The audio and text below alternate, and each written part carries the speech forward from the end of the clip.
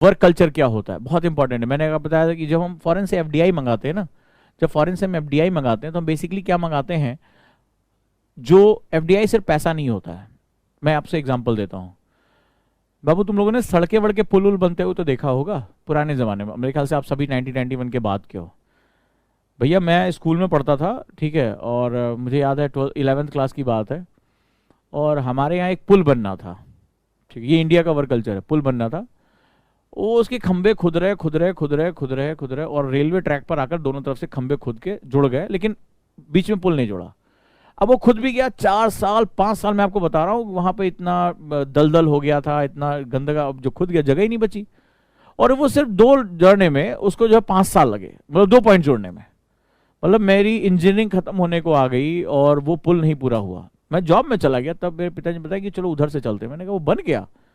मैं बड़ा अंदर से मतलब क्यूरियस हो गया, मतलब वो बन गया, मेरी इंजीनियरिंग पूरी हो गई, वो बन गया। गया, मैंने कहा चलो देख के आते हैं, ये भाई इतना बड़ा प्रोजेक्ट इंडिया का है, ये हमारे जिले में। गया तो पता चला बना, इधर से उधड़ना भी शुरू हो गया। 6-6 साल लग गया, लोगों की जिंदगी नरक हो गई, वहां पे इतना ट्रैफिक जाम होता था, इतनी दिक्कतें होती थी, और एक पुल नहीं बन पाया। वहीं आप कभी दिल्ली आओ, मेट्रो को देखो, या जहां पे भी मेट्रो होगी दिल्ली में, खासतौर पे इसलिए कहता हूं कि चावड़ी बाजार जैसा इलाका, जहां इतना सघन इतना भीड़ होती है कि अगर आप सुई गिरा दो तो जमीन तक नहीं पहुंचेगी, और वहां पर बिना किसी इंफ्रास्ट्रक्चर को डिस्टर्ब किए अंदर ही अंदर इतनी गहराई से उन्होंने मेट्रो निकाल दिया। ये टेक्नोलॉजी थी जापान की, ठीक है, ये टनल बोरिंग मशीनें।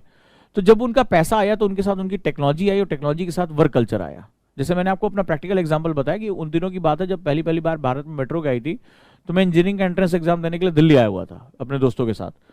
तो वहां पे मैंने बताया ना कि जो कुछ बुजुर्ग बात कर रहे थे आपस में कि वो सहादरा वाली लाइन का खंबा जो है पहली बार बन रहा था।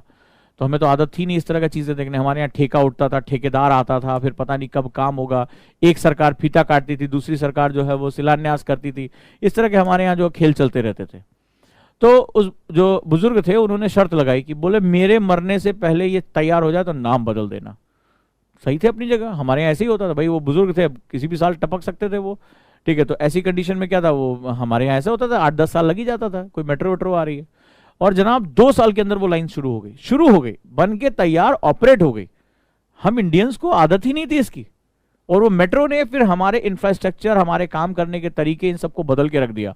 उन दिनों में दिल्ली में ही था जब ये कॉमनवेल्थ गेम्स हो रहे थे, जॉब में था, और मैंने देखा कि पुल ऐसे भी बनाए जाते हैं इंडिया में, मतलब रैपिड्स के ऊपर जो है, यानी कि जो उसका सेगमेंट था वो लोहे का था, और एलएनटी कंपनी उसको बना रही थी।